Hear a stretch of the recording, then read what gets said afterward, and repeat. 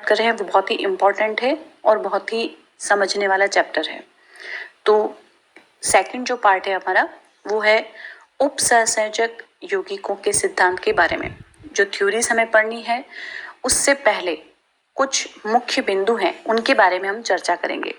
तो सबसे पहले जब जैसे आप यहाँ देख रहे हो कि नाम है कोऑर्डिनेशन कंपाउंड, किसे हम कहते हैं, परिभाषा क्या है, किससे मिलकर बना है, क्या इसकी यहाँ पर विशेषता है, उसे हम देखेंगे। तो कोऑर्डिनेशन कंपाउंड किसे हम कह रहे हैं? Complex compounds are a special class of compounds in which the metal atoms or ions are bound to a number of anions or neutral molecules।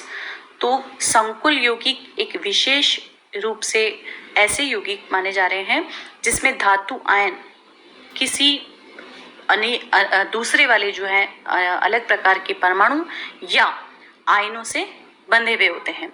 और हम अगर आधुनिक परिभाषा में देखें तो हम कह रहे हैं कि इन कंपाउंड्स को उपसंयोजक यौगिक भी कहा जाता है। इस डायग्राम में आपको क्लियर हो जाएगा। सेंटर में जो आपको पिंक कलर नजर आ रहा है, एम लिखा हुआ है, इसे हम कह रहे हैं कि ये मेटल आयन है। और एल किसको डिनोट कर रहा है? लिगेंड्स को। तो ये मेटल आयन जो है वो लिगेंड से यहाँ पर गिरा हुआ है। तो आप ये देख सकते हो कि मुख्य रूप से कोऑर्डिनेशन कंपाउंड किससे मिलकर बना है? धातु आयन और लिगेंड के आपस में जब बंध बनता है उसे हम कहते हैं उपसंयोजक यौगिक या संकुल यौगिक कहते हैं। अब ये तो बात हुई इसकी परिभाषा की।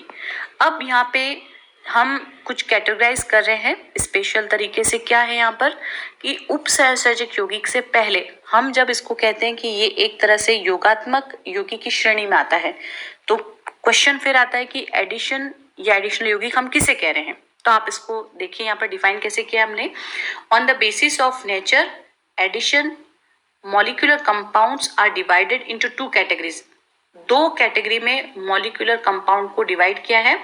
और ये जो डिवाइड किया है क्या है? ये double salt and coordinated compound. तो डिफरेंस करते हुए दोनों का तुलनात्मक अध्ययन है यहाँ पर। क्लियर कट अभी हमें नजर आ जाएगा।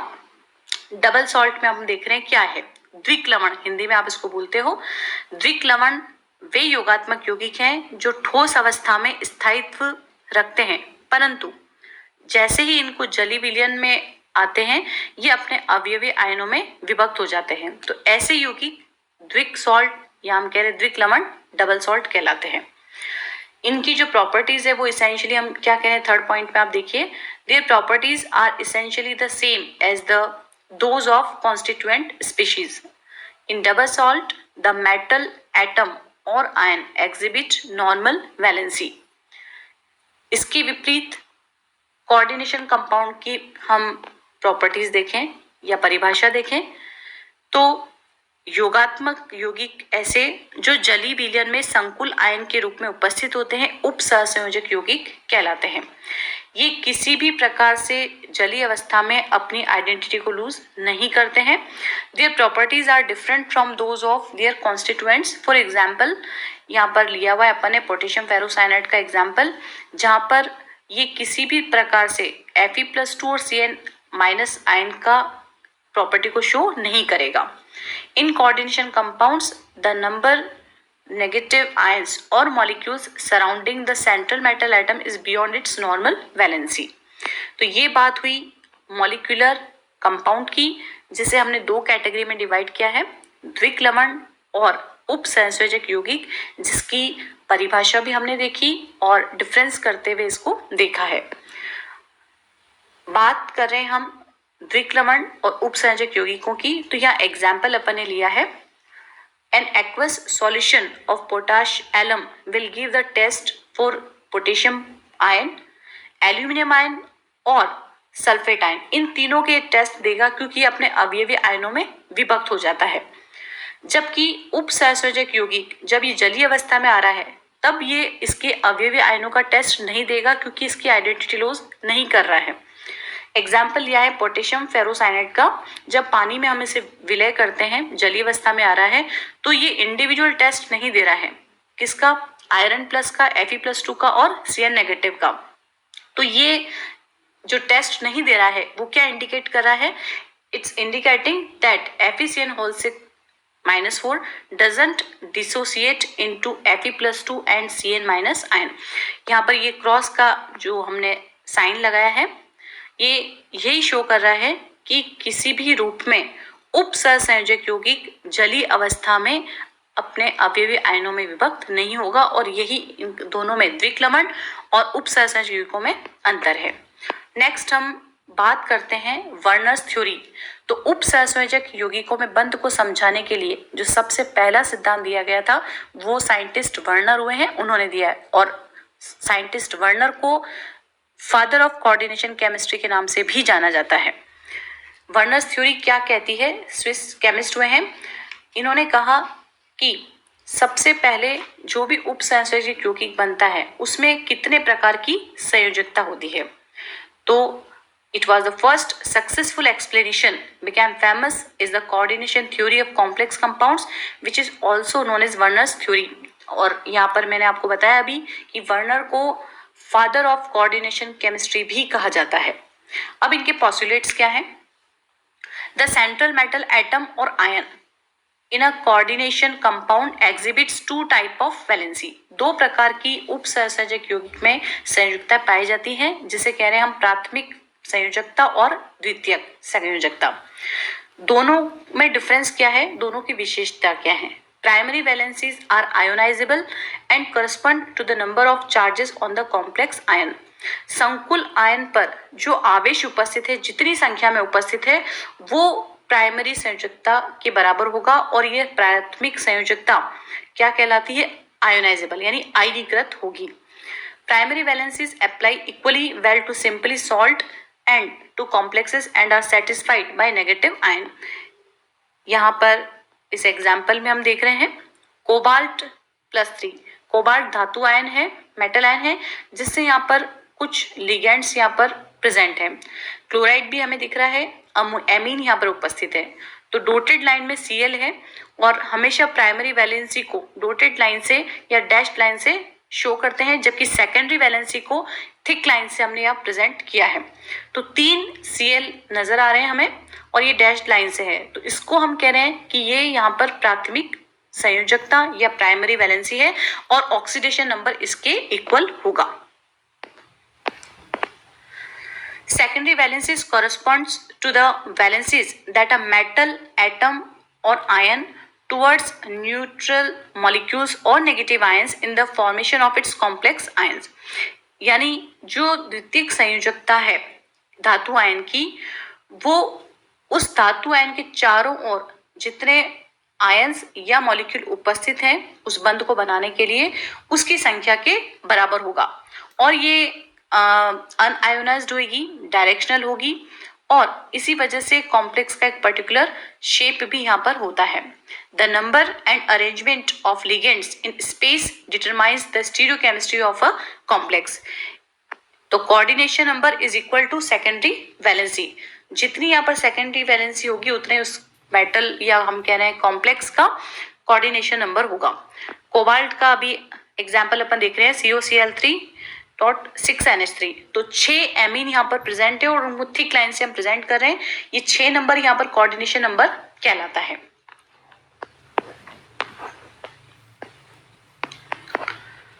वर्नर्स थ्योरी बहुत ही एडवांस थ्योरी नहीं मानी गई, लेकिन ये एक मील का पत्थर थी और कुछ कमियों के कारण हम आगे जो थ्योरीज पढ़ते हैं उसके बारे में एक्सप्लेन करेंगे। The postulates of Werner's coordination theory were actually based on experimental evidences rather than theoretical। तो सैद्धांतिक रूप की बजाय प्रयोग करके वर्नर ने अपनी थ्योरी को प्रतिपादित किया। This theory successfully explains the bonding features in coordination compound, but it has drawbacks। ये ड्रॉबैक क्या है? It doesn't explain why only certain elements form coordination compounds। कुछ ही यौगिक ऐसे हैं जो कॉम्प्लेक्स कंपाउंड बना रहे हैं, उपसहसंयोजक यौगिक बना रहे हैं, ऐसा क्यों है? इसको ये नहीं समझा पाया।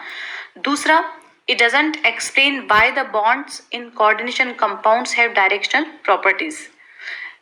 उपसहसंयोजक यौगिकों में डायरेक्शनल प्रॉपर्टीज क्यों होती है, इसको भी सिद्धांत नहीं समझा पाया।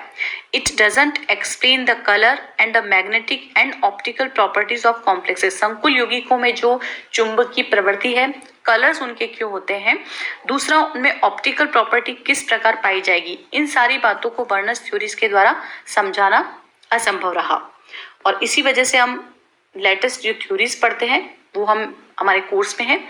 अब एप्लीकेशंस ऑफ वर्नर थ्योरी जो हम कह रहे हैं वो किसके, यानी एक्सपेरिमेंट किस पे किया, तो वर्नर ने जो एक्सपेरिमेंट किया वो कोबाल्ट क्लोराइड और NH3 के अलग अलग संगठनों की सिल्वर नाइट्रेट के विलयन के साथ अभिक्रिया करा करके जो अमोनियम क्लोराइड हमें मिल रहा है, सिल्वर क्लोराइड मिल रहा है, उस अवक्षेप की भिन्न भिन्न मात्रा मिल रही है, उस आधार पर उन्होंने ये थ्योरी प्रतिपादित की है। हम जो थ्योरी पढ़ने जा रहे हैं, valence bond theory, crystal field theory, इन थ्योरीज से पहले पिछली कक्षाओं में भी आपने पढ़ा होगा लिगेंड्स के बारे में, उपसहसंयोजक यौगिकों के बारे में, कोऑर्डिनेशन स्फीयर के बारे में पढ़ा है। थोड़ा सा हम इसको रिव्यू ले रहे हैं ताकि हम जब आगे चैप्टर पढ़ेंगे तो हमें क्लियर रहेगा कि हाँ लिगेंड का मतलब क्या है एग्जैक्टली। तो डेफिनेशन अपन देख रहे हैं बहुत ही शॉर्ट फॉर्म में। तो लिगेंड्स क्या है?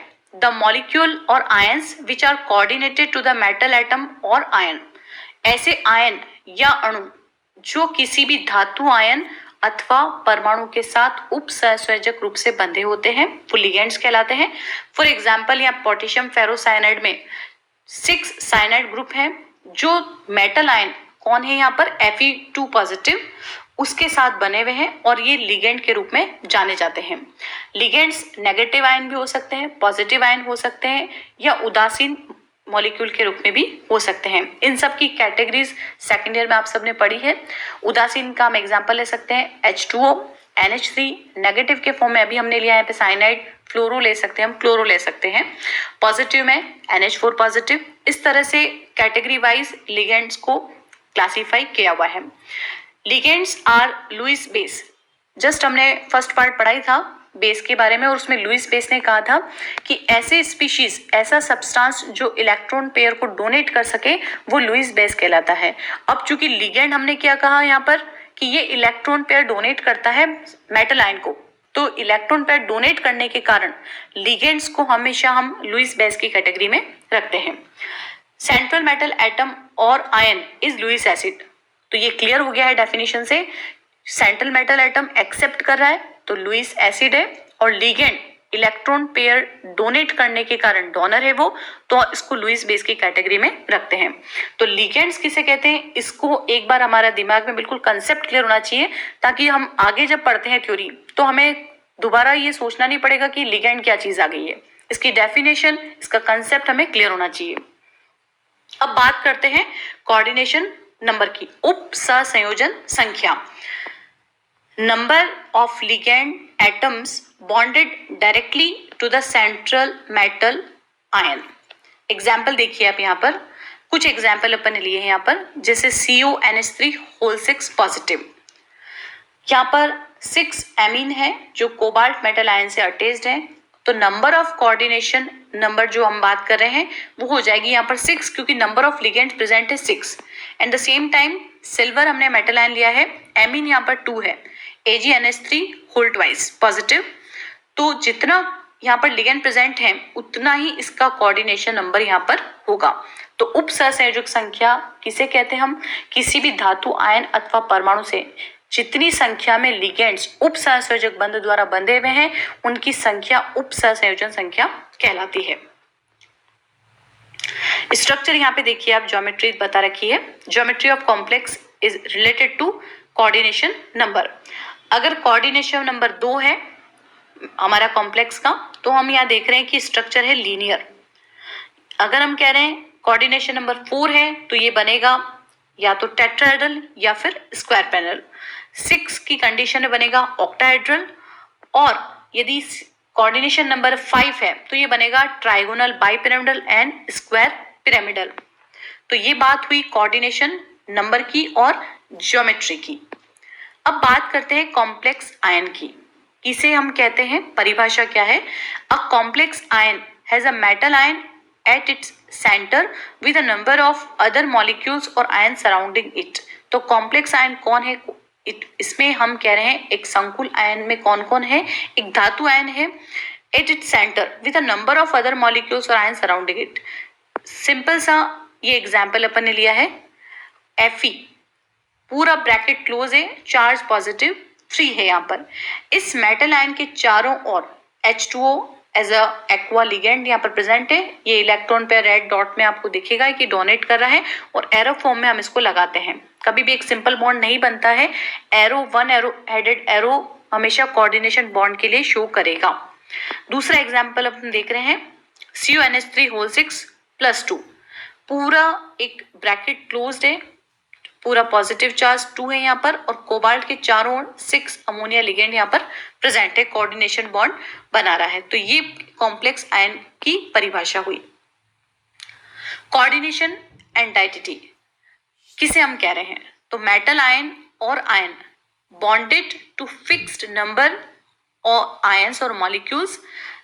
फॉर एग्जाम्पल, यहाँ पर एग्जाम्पल लिया COCl3 NH3 होल थ्राइस। तो यहाँ पर Cl जो है वो फिक्स्ड है, यहाँ पर 3 है और NH3 आयन भी फिक्स है, तो हम इसे क्या कहते हैं? Coordination entity. अब बात कर रहे हैं कोऑर्डिनेशन स्फीयर की। ये पूरा स्ट्रक्चर जब हम संकुल यौगिक या उपसहसर्जी यौगिक को लिखते हैं, डायग्राम बना रहे हैं हम यहाँ पर, तो इसको एक एक चीज हमें यहाँ पर क्लियर होनी चाहिए। मेटल आयन है यहाँ पर हमारा कोबाल्ट, NH3 लिगेंड है और 6 इसका नंबर है। तो 6 जो नंबर है उसको हमने नाम दिया है यहाँ पर कोऑर्डिनेशन नंबर, क्योंकि पहले अभी अपने स्लाइड में देखा था जितने लिगेंड उपस्थित है वो कोऑर्डिनेशन नंबर कहलाता है। इसको हम क्या कह रहे हैं यहाँ पर? Coordination number. And the same thing +3 इस पूरे ब्रैकेट पे चार्ज है, तो इसको हम कहते हैं ऑक्सीडेशन नंबर। उसी तरह से मेटल आयन हमारे पास हो गया है NH3 लिगेंड है, लेकिन नंबर ऑफ लिगेंड 6 है, तो वो उसका कहलाएगा कोऑर्डिनेशन नंबर। और पूरा यहाँ से जितना मेटल आयन और जितने लिगेंड्स हैं आपस में बॉन्ड बना के इस ब्रैकेट के अंदर प्रेजेंट है, इसको हम कह रहे हैं ये कॉम्प्लेक्स आयन है। और इस तरह से ये पूरा का पूरा ब्रैकेट क्लोज होकर के ये कोऑर्डिनेशन स्फीयर कहलाता है। तो डेफिनेशंस हमने देखी अभी, लिगेंड्स के बारे में हमने देखा, कोऑर्डिनेशन नंबर के बारे में हमने देखा, कॉम्प्लेक्स आयन के बारे में हमने देखा, कोऑर्डिनेशन स्फीयर की हमने जानकारी ली। तो ये बेसिक टर्मिनोलॉजी है जो कोऑर्डिनेशन कंपाउंड की थ्योरी को समझने के लिए बहुत ही ज़रूरी है। आई होप आज का जो हमने लेक्चर सुना है आप सभी ने वो आपको समझ में आया होगा। कोई क्वेरी हो तो आप ज़रूर पूछें। नेक्स्ट लेक्चर में हम थ्योरीज स्टार्ट करेंगे, valence bond theory for coordination compounds. Thank you.